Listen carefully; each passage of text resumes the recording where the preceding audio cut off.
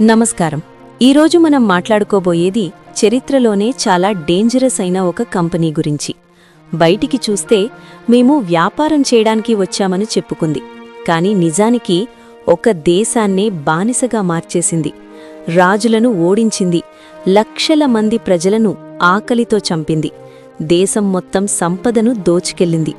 ఈరోజు మనం Google, Amazon, Apple లాంటి కంపెనీలను పెద్దవిగా చూస్తాం కదా, కానీ చరిత్రలో అసలైన ప్రమాదకరమైన, క్రూరమైన, పవర్ఫుల్ కంపెనీ ఏదో తెలుసా? అదే ఈస్ట్ ఇండియా కంపెనీ.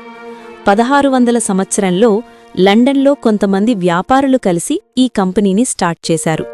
ఒక శతాబ్దం తిరిగేసరికి ఇది ప్రపంచంలోనే అతిపెద్ద దోపిడీ సంస్థగా మారిపోయింది. భారతదేశం నుంచి వీళ్లు దోచుకెళ్లిన సంపద విలువ ఈరోజు డబ్బుల్లో చెప్పాలంటే సుమారు $45 ట్రిలియన్. ఇది వినగానే నిజంగానే షాకొస్తుంది.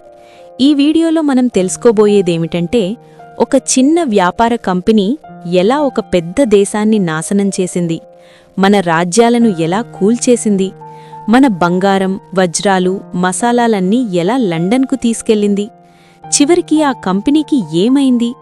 ఇవి అన్నీ తెలుసుకోవాలంటే వీడియో మొత్తం చూడండి. ఈ కథ మొదలయ్యేది 1600 సంవత్సరంలో. ఇంగ్లాండ్ రాణి ఎలిజబెత్ ఒక చార్టర్ ఇచ్చి ఈస్ట్ ఇండియా కంపెనీని ఏర్పాటు చేసింది. వాళ్ల లక్ష్యం సింపుల్: భారతదేశం నుంచి మసాలాలు, వస్త్రాలు కొనుక్కుని యూరోప్లో అమ్మడం. మాకు రాజకీయాలతో సంబంధం లేదు, వ్యాపారమే అని మాటిచ్చారు. 1608లో కెప్టెన్ హాకిన్స్ అనే వ్యక్తి భారతదేశానికి వచ్చాడు. మొఘల్ చక్రవర్తి జహంగీర్ దగ్గరికి వెళ్లి, మాకు వ్యాపారం చేయడానికి అనుమతి ఇవ్వండి అని అడిగాడు. జహంగీర్ ఒప్పుకున్నాడు. సూరత్లో ట్రేడ్ చేసుకోవడానికి పర్మిషన్ ఇచ్చాడు. అదే వాళ్ల మొదటి అడుగు. తర్వాత మాసూలిపట్నం, హుగ్లీ లాంటి చోట్ల గోదాములు కట్టుకున్నారు. గోదాములకు కాపలా అవసరం కదా, అందుకే సొంత సైన్యాన్ని పెట్టుకున్నారు. వ్యాపారం పెరిగింది, సైన్యం పెరిగింది. సైన్యం పెరిగింది, పవర్ పెరిగింది. చివరికి వ్యాపారులు కాదు, ఒక మిలిటరీ పవర్గా మారిపోయారు. మన భారతీయ రాజులు ఇది గమనించలేదు. తమలో తాము గొడవలు పడుతూ వాళ్లనే సైన్యంగా వాడుకున్నారు. ఈస్ట్ ఇండియా కంపెనీ ఇదే అవకాశంగా మార్చుకుంది. ఒక్కొక్క రాజును మోసం చేస్తూ చివరికి మొత్తం దేశాన్ని తమ కంట్రోల్లోకి తీసుకుంది. వాళ్లు వాడిన పెద్ద ట్రిక్ పేరు డివైడ్ అండ్ రూల్, అంటే విడగొట్టి పాలించు. అప్పుడు భారత్లో చిన్న చిన్న రాజ్యాలు చాలా ఉండేవి. ప్రతి రాజుకి ఇంకో రాజుతో సమస్యే. కంపెనీ వాళ్లు ఒక రాజు దగ్గరికి వెళ్లి ఇలా అనేవారు: మీ పక్క రాజు మీపై దాడి చేయబోతున్నాడు, మా సైన్యం మీకు సహాయం చేస్తుంది, కాని ఖర్చు మీరు పెట్టాలి. దీనినే సబ్సిడియరీ అలయన్స్ అంటారు.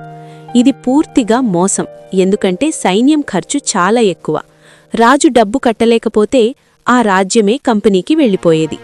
ఇంకో భయంకరమైన పద్ధతి doctrine of lapse. Lord Dalhousie దీనిని అమలు చేశాడు. ఏ రాజుకు సొంత కొడుకు లేకపోతే ఆ రాజు చనిపోయాక ఆ రాజ్యం బ్రిటిష్ వాళ్లదే. దత్తత కూడా అంగీకరించరు. దీంతో ఝాన్సీ, సతారా, నాగ్పూర్, బేరార్ లాంటి గొప్ప రాజ్యాలు కూలిపోయాయి.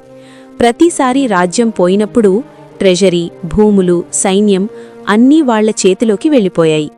వాళ్ల దౌర్జన్యం రాజుల వరకే కాదు, సామాన్య ప్రజల జీవితాలు కూడా నాశనమయ్యాయి. ఒకప్పుడు మన దేశం ప్రపంచానికి బట్టలిచ్చేది. ఢాకా మస్లిన్, బెనారస్ సిల్క్ లాంటి వస్త్రాలకు ప్రపంచమంతా డిమాండుండేది. కాని బ్రిటిష్ వాళ్లు వచ్చాక మన చేనేత పరిశ్రమను నాశనం చేశారు. మన బట్టలు బాగుంటే వాళ్ల బట్టలు అమ్ముడుపోవు కదా, అందుకే చేనేత కార్మికుల వేళ్లు కూడా నరికివేయించారన్న కథలున్నాయి. 1770లో బెంగాల్లో వచ్చిన కరువైతే మరీ ఘోరం. వర్షాలు లేక పంటలు పండలేదు. ప్రజలు ఆకలితో చనిపోతుంటే కంపెనీ మాత్రం పన్నులు పెంచింది. ఫలితంగా సుమారు 1 కోటి మంది ఆకలితో చనిపోయారు.